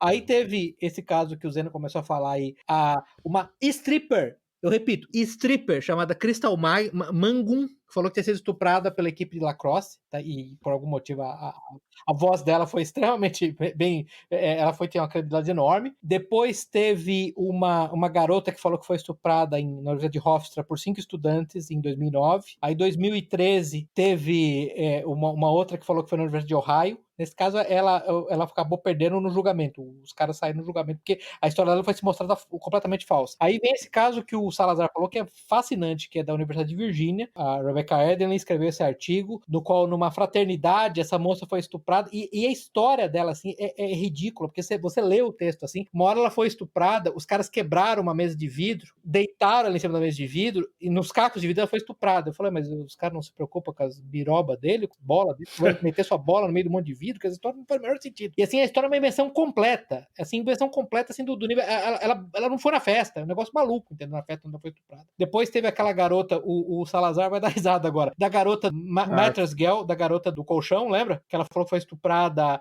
ela andava pela Universidade de Colômbia com colchão, que ela foi estuprada, vocês lembram disso? E obviamente, depois trocando mensagens, ela foi estuprada e trocava mensagem com o estuprador dela, inclusive discutindo sexo anal. que é coisa muito comum depois de ser estuprado, né? Você discute com o seu estuprador, né? E são esses basicamente os casos, assim, de altíssimo... eu acho que o último aqui é aquela Lena Dunham, aquela forma platônica de um porquinho falante, né? Ela pode ir pro próximo, aquele, como é que chama? Baby, o porquinho falante, pode ser a Lena Dunham. Ela falou que ela tinha sido estuprada por um republicano na universidade dela, não tô lembrando agora, aquela universidade liberal. O cara processou ela retirou a história. Esses são os casos, assim, os casos de high profile, mas você sabe que se for pegar vários meta-estudos sobre falso estupro nos Estados Unidos, os números estão por volta entre 40% e 60%. É o crime com o maior número de reportes negativos, reportes falsos. Isso é uma epidemia. É uma epidemia, exatamente. E com um aspecto importante, né, o Juscelê? As mulheres que acusaram esses homens justamente, elas tipicamente saem sem nenhum tipo de punição. E, Pepe, chegou a ter um caso com o Brett Kavanaugh também, não chegou assim de... O Kavanaugh, muito obrigado, muito bem lembrado. O Kavanaugh foi juiz da Suprema Corte quando as audiências de confirmação do Senado para a Suprema Corte, 40 e poucos anos depois, várias mulheres vieram falar que elas foram estupradas por ele. Claro que eles não tinham prova, evidência nenhuma, né? E esse é o que é interessante. Ele foi estuprada 20, 30, 40 anos depois, eu resolvo denunciar perto da data de confirmação do cara para a Suprema Corte, né? Que curioso, né? 40 anos depois, quando o cara vai ser confirmado. Que curioso. É muito. É muita emoção. Tem o próprio Neymar, né, gente? Neymar, Sim. né? Aqui a gente não tem estupro, mas tem a Patrícia Leles aqui no Brasil, né? Que a Patrícia é uma mentirosa, né? Ela já foi assediada pelo o Eduardo Bolsonaro, pelo pastor, era o time do Corinthians. Marco Feliciano. Impressionante. Sim, sim, porque ela é irresistível, né? Ela é irresistível, por isso, né? Nenhum homem consegue resistir perto dela, entendeu? Não, foi estuprada milhares de vezes. Ela fez milhares de vezes porque ela é irresistível, entendeu? Nenhum homem consegue, perde a cabeça perto dela. Que no fundo é isso que ela tá fazendo, sinalizando o valor sexual dela no mercado, né? Então, esse é o grande ponto. Um dos motivadores do estupro falso é sinalizar para as mulheres quão irresistível uma mulher é. Não, eu acho que tem um outro problema que é a questão da vingancinha, né? Acho que o primeiro caso, que é o caso mais antigo que eu me lembro desses falsos reportes, é do Mike Tyson. Não sei se vocês lembram na época. Sim. Isso, lembro. Da mulher que foi às 2 horas da madrugada no quarto dele pedir uma sulfite, era um negócio completamente maluco. Ela saiu com ele, foi pro quarto de hotel com ele, quando ele era já campeão mundial, era um boxeador famoso, todo mundo sabia que não era flor que se cheirasse, né? O cara que era ex-criminoso, a mulher vai pro quarto com ele, transa e depois diz que foi estuprada. Foi a julgamento e ele foi condenado, né? Acho que a partir daí abriu-se todas as comportas aí desse tipo de maluquice. No caso dela, claramente, pra mim, era objetivando algum ganho financeiro, né? Foi um divisor, eu concordo que de alto perfil foi um divisor de água, assim, ali, o sistema que na verdade é ginocrático, não é patriarcal, é ginocrático, sinalizou para as mulheres que esse é um método válido de obtenção de recursos de homens de alto padrão. Não só a obtenção de recursos, como também a vingancinha, né? Sempre vai ter a ex-namorada ou a mulher que saiu uma vez, transou com o cara e o cara não liga mais e quer ser, ou ela se arrependeu, né? E aí vai e denuncia o infeliz. Lembramos que o próprio Julian Assange não é particularmente alguém que tem neste grupo aqui fã, é um canalha, é um sem vergonha, mas vamos ser honestos. O processo de estupro dele na Suécia é patético, é insano. Porque ele saiu com a mulher, ele fez sexo com a mulher, aí foi considerado estupro porque a mulher estava dormindo a segunda ou terceira vez que ele fez sexo. Isso é maluco, insano. Estavam dois pelados na cama depois de ter feito sexo, por favor. Bom, o que você espera da Suécia mesmo? Sim, não. O pássaro dodô da humanidade, né? O objetivo da Suécia é mostrar como é que se dá a extensão da seleção ocidental, eu concordo. É o Homo suecus. É uma espécie uma diferente. das bandeiras, não sei quanto que tá isso agora, mas há 2 anos atrás, essa discussão, o que é estupro, o que não é estupro, tava uma maluquice sem fim, né? Não. Isso aí continua. Agora, a próxima fronteira, e aí é bom que a gente volte na questão do feminismo de quarta onda, que ele é insanidade politizada, você lembra que agora o objetivo é criar essa ideia de que se não houver consentimento entusiástico, é estupro. E 2, que pode-se haver a remoção do consentimento a posteriori. Parabéns. Como aconteceu com o Brett Kavanaugh lá, 30 anos depois. Né? A hora que é politicamente conveniente. Sim, que é impossível, né? Então você faz o quê, entendeu? Mas veja, eu não sinalizei, mas eu me senti estuprado. Não sei se vocês acompanharam o caso do Aziz Ansari. Aziz Ansari, sim. Que é particularmente patético, porque Aziz Ansari é um comediante, né? Tem um programa no Netflix. Um cara particularmente repulsivo, né? Baixinho, sem graça. Sim. ele se envolveu lá com uma mulher, acho que era fotógrafa, alguma coisa, estavam lá trocando mensagens por redes sociais, marcaram de se encontrar, a mulher foi lá, saiu com ele, foi pro apartamento dele e depois foi fazer uma matéria chorosa lá dizendo que foi a pior noite da vida dela. Mas assim, em nenhum momento ela argumenta que ele ameaçou, que ele coagiu, que ele impediu ela de sair de algum lugar. Simplesmente ela não gostou. Essa é basicamente a tônica. Ela estava esperando outra coisa, não gostou. Ele pediu Pinot Grigio em vez de pedir Pinot Noir. Então, foi esse caso no qual ou a mulher, ele se masturbou na frente da mulher, ou a mulher fez sexo oral nele, e depois disso ela reclamou que ela foi estuprada, não foi um desses...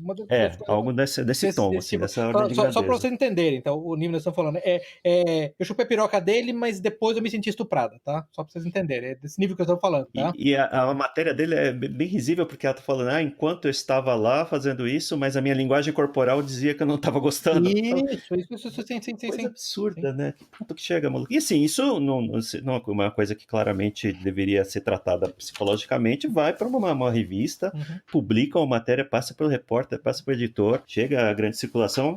Tem um artigo se eu não me engano, foi no New York Times, e para você ver a nova fronteira do feminismo de quarta onda. O artigo, a mulher falava assim, eu dei a ele consentimento para fazer sexo, mas não para desaparecer no dia seguinte. Pois é, parabéns. Eu lembro desse caso. Então desaparecer no dia seguinte é estupro, basicamente isso. Mas aí volta, meus bons senhores, volta a questão primordial para mim, do problema dos ativistas dos direitos dos homens, que eles partem das premissas equivocadas de que igualdade sexual e liberdade sexual é possível, e portanto que eles só querem simplesmente estabelecer os direitos desse modelo, e o que os nossos exemplos mostram aqui, que isso na verdade cria um modelo de sociedade extremamente instável, que não vai continuar, que não vai conseguir, né? O futuro são beta-meios se masturbando nas suas telas de 78 polegadas com pornografia, e um grupo reduzido de mulheres transando com traficantes, rappers e jogadores de futebol e atletas profissionais. É isso, entendeu? Sim. E um monte de mãe solteira, né? É esse o modelo. Isso se não houver realmente o aperfeiçoamento do desenvolvimento de robôs, de sex bots, porque daí é um colapso imediatamente, né?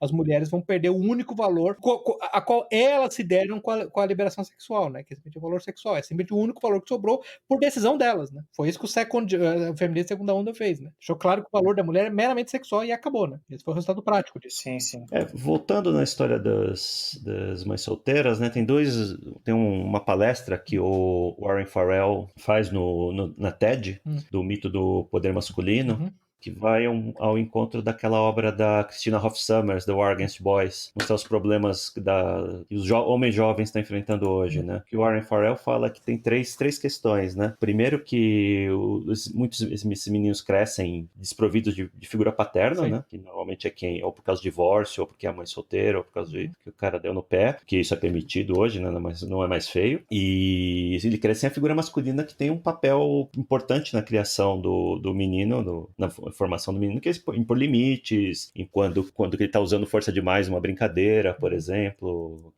como que ele se portar como um cavalheiro, né, para usar o termo correto, o termo antiquado. E ele sai dessa vida para o segundo problema aqui, que é não tem professores homens, né? Ele sai de uma casa onde ele é criado por uma mãe solteira, vai para uma escola onde só tem meninos, todos os professores são mulheres, que privilegiam, aí já citando a Christina Hoff Sommers, privilegiam o comportamento das meninas, comportamento feminino. Os meninos são criados como meninas com defeito, né? Que é um termo que é o termo que o Stefan Molyneux usa, na verdade, sobre privilégio masculino. Exatamente. Meninos são tratados como meninas defeituosas. Exatamente. O padrão de comportamento é feminino e quem desvia desse padrão é que tem um problema. Exatamente. Essa feminização da educação junta com o terceiro item, que é a falta de propósito, né? O papel tradicional do homem, que é de defensor, de protetor, de provedor, hoje é totalmente desvirtuado, né?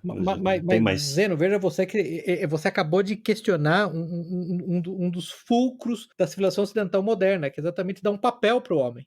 E isso demanda a aceitação da inerência de diferenças entre homens e mulheres. E esse é o problema. É isso que não é aceito, né? Esse é o grande ponto. Você falou do TED Talk. Eu recomendo, então, a verdade sobre o privilégio masculino do Stefan Molyneux, porque é cheio de estatística. Eu recomendo a verdade sobre as mães solteiras matérias do Stefan Molyneux, que é cheio de estatística, e se você quiser um tratamento, a meu ver, mais intelectualizado do assunto, tem um livro do Howard Schultz, que chama Society Against Self, Political Correctness e Organizational Self-Destruction, né, sociedade contra si mesmo, o politicamente correto e a destruição das organizações, e ele trata muito desse aspecto, como usando termos, na verdade, do Lacan, do psicólogo Lacan, né, usando termos lacanianos para tratar desse ponto que você acabou de citar, mostrando que o universo mental da mulher, do feminino, da mãe, é a aceitação incondicional do filho, e o universo mental masculino, o pai, é a imposição de limite, a imposição de critérios objetivos de qualidade a qual o filho tem que se equiparar para ser aceito. E que um adulto funcional, parte do processo do adulto funcional numa civilização,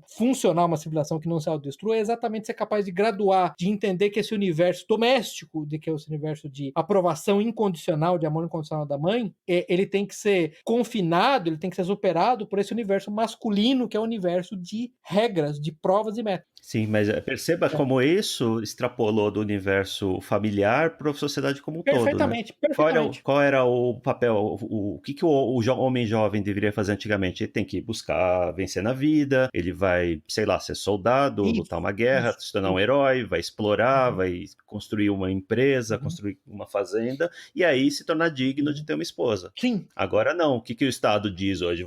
Eu vou cuidar de você, não importa o que aconteça, eu vou te dar assistência médica, vou te dar isso, vou te dar aquilo, vou te dar renda mínima, então não se preocupe com nada. Perfeita. E na ausência do referencial masculino, nesse caso, o que você tem com a aceitação universal aí do lado materno é o quê? Esses soy boys que estão do todo lado agora. Exatamente. E frustrado, porque eles são crianças perpétuas, né? Porque não tem jeito. Você vive num modelo onde você não aceita nenhuma imposição de critério objetivo externo, né? Você não aceita isso, né? No fundo, tá todo mundo neurótico, todo mundo sabe, parafraseando o Matrix de novo, né? O mundo tá errado. Sim. As pessoas sentem isso, mas não sabem o que fazer, ou se sabem, não estão dispostos a pagar o preço, né? Porque o diagnóstico é complicado, né? Também. Imagina só a pessoa que foi criada com esse feminismo. O diagnóstico é simples, embutido na cabeça, sem saber que isso é uma invenção, né? Não é a ordem natural das coisas. A gente já discutiu isso, né? Esse diagnóstico é simples, o problema é que enfrentar esse problema é complexo, porque ninguém tem vocação para ser mártir, né? Você hoje fazer um post no Facebook questionando isso pode te acarretar. As pessoas podem ir na sua casa, fazer manifestação na porta, você pode ser demitido, a própria KSJ aí perdeu a carreira dela, né? Exatamente. A KSJ que é uma garota.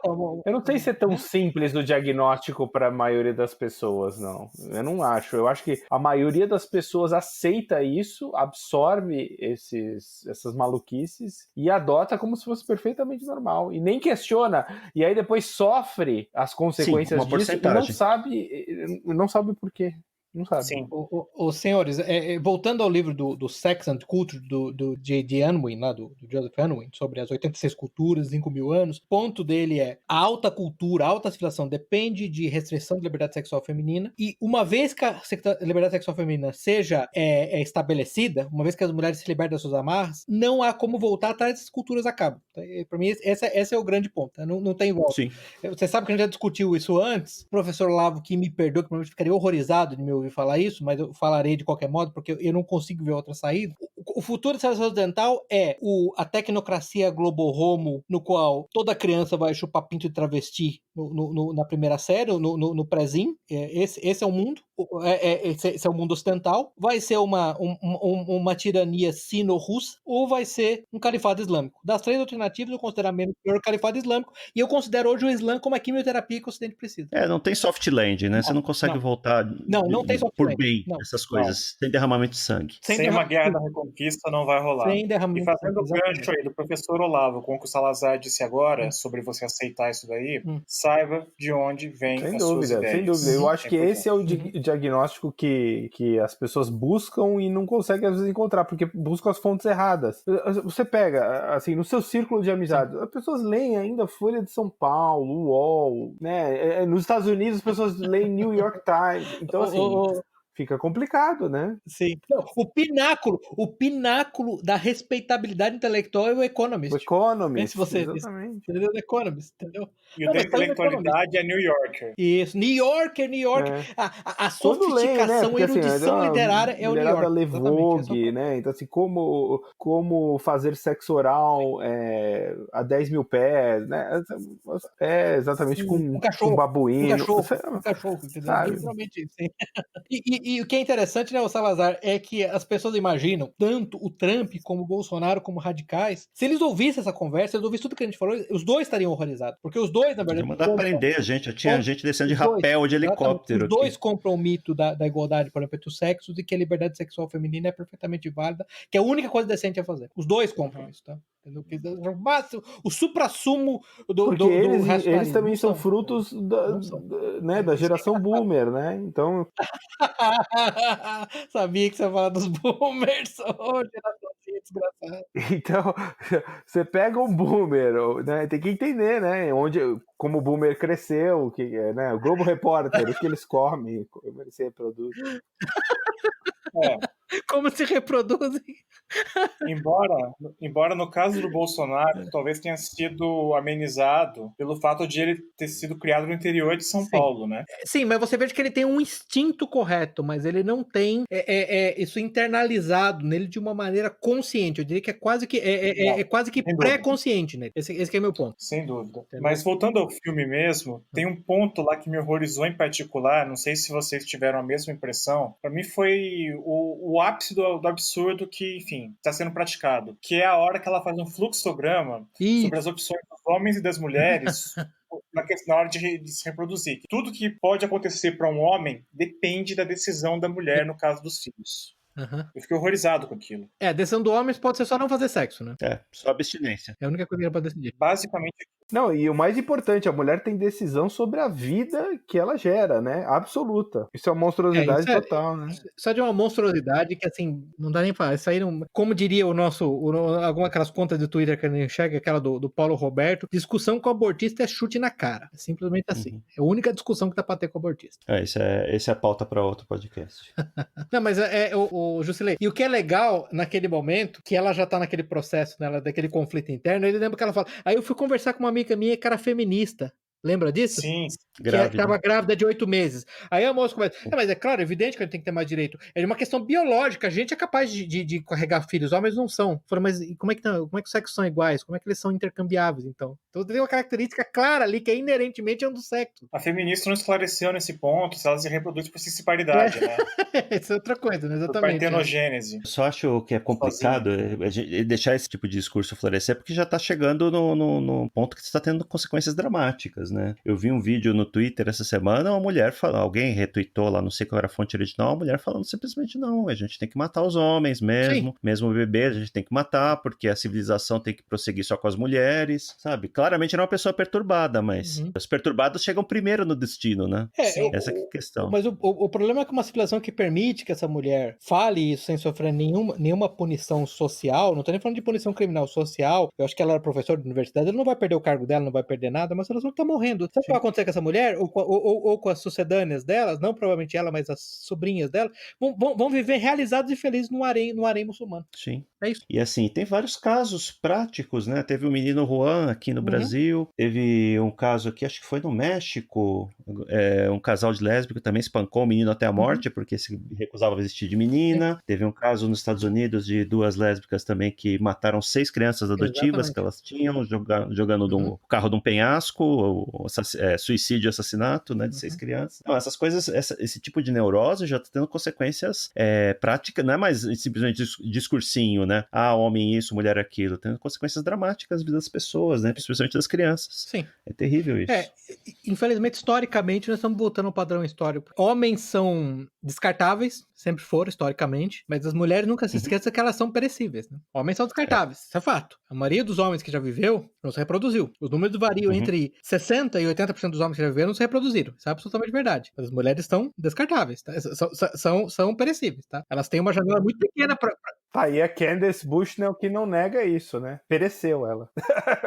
Ela pereceu, exatamente. Eu queria ter lido aquele livro, preparando para esse podcast aqui, do Martin Van Creveld, lá, Privilege Sex, mas tem algum problema nele na Amazon lá, que ele tá custando $100, eu acho, a versão Kindle, por algum motivo que eu não consegui descobrir. O Martin Van Creveld, por exemplo, nesse livro ele aplica a mesma técnica, digamos, indutiva, historiográfica que ele aplicou no Quality Impossible Quest, né, para mostrar que se você provavelmente não conseguir acesso ao livro, eu tenho o livro aqui, mas outra coisa que eu posso fazer também, pega uma entrevista que ele deu há vários anos atrás para Veja, sobre esse livro em particular. E pro Diogo Schlaup, você vê assim, o Diogo Schlaup completamente assim, queixo caído, eu não acredito que eu tô ouvindo isso. Ele começou a ter uma síncope, entendeu? Porque ele começa assim, você acha que as mulheres são privilegiadas? Ele começa, as mulheres sempre foram privilegiadas em qualquer sociedade ao longo da história, e sempre serão, por uma razão simples. Mulheres são necessárias para manter uma civilização, porque é a única maneira de você manter a próxima geração. E homens são descartáveis na manutenção da civilização. Então elas sempre vão ser protegidas.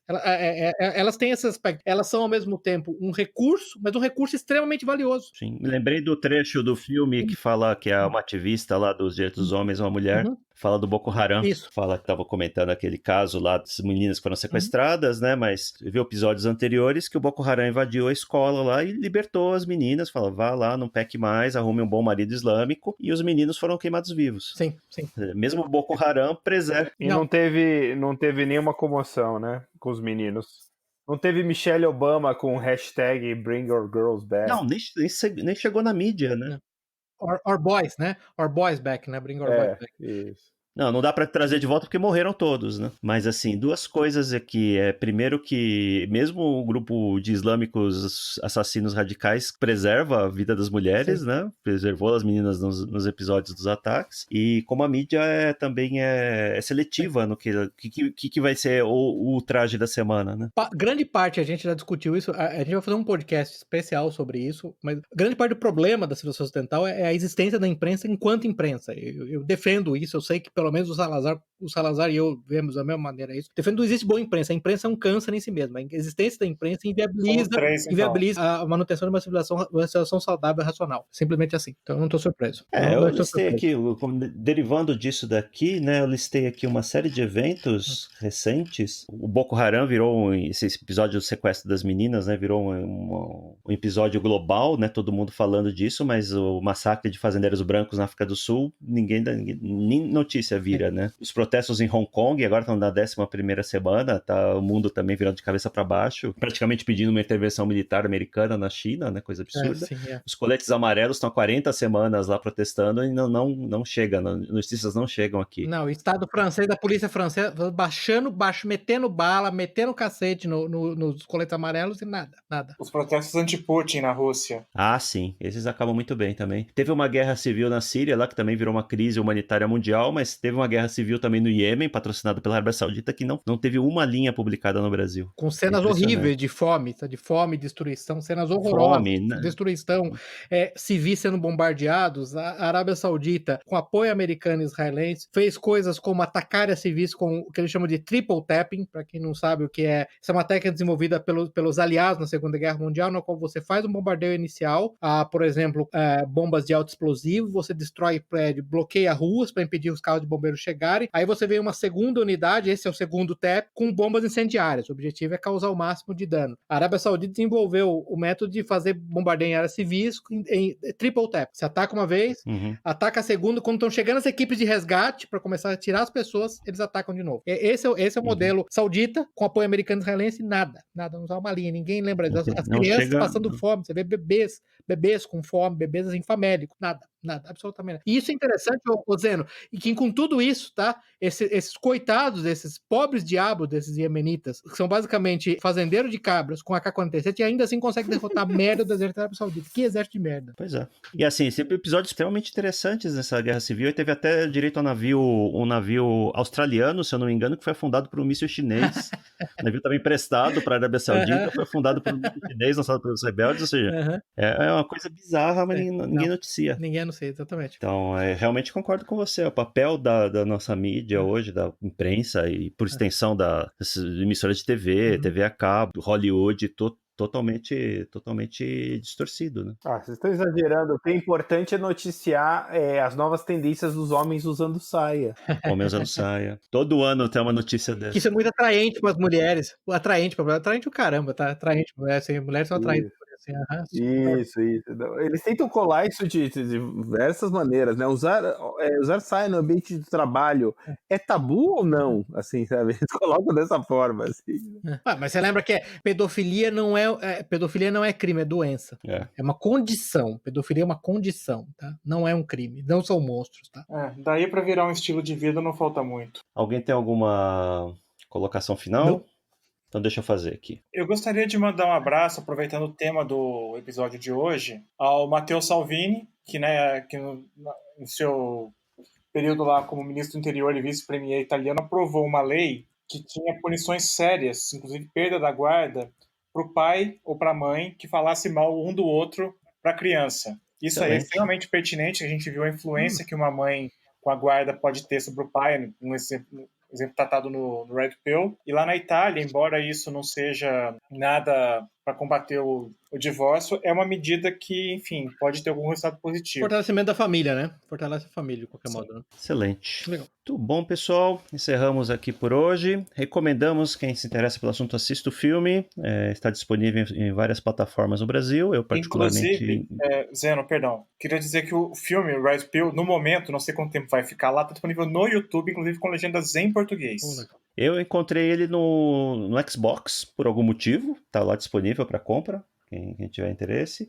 Tem algumas plataformas gratuitas, além do YouTube, sempre com um pouco de esforço você encontra, mas não está disponível no Netflix. Netflix se recusou permanentemente a hospedar esse documentário. Aí vocês tirem suas conclusões. Eu também vi no Xbox. Tirei as minhas já. Foi baratinho, R$10, sei lá. Aluguel. Recomendo também. O filme é bom, não é militante, o tom não é... Olha, eu vou chegar a uma conclusão em 5 minutos sobre o tema. Então, a tal da Cassie J, ela faz um esforço para equilibrar as coisas, né? Pra ser neutra, né? Pagou o preço. E pagou o preço por isso, né? Mas a frase final dela é bem emblemática. Eu não me considero mais uma feminista. Boa noite a todos, então. Agradecemos a audiência. Salazar? Até o próximo episódio vai ser muito interessante, hein? Muito. É porque eu escolhi o tema. Não tem nada a ver, né? Na verdade, porque eu escolhi o tema, mas fiquem ligados. Muito bom. Jusilei? Boa noite a todos. Pepe? Boa noite. Até o próximo. Boa noite a todos. Agradecemos a audiência. Até o próximo episódio. Encerramos aqui nosso episódio de hoje. Links para os livros, filmes e artigos citados durante a discussão estão no site e nas notas do episódio. Assine o feed no site para ser informado automaticamente quando novos episódios estiverem disponíveis. Agradecemos a audiência. Roteiro, produção e edição pela Liga dos Leigos. Música de abertura e encerramento por Hook Sound. Fact-checking por basicamente ninguém.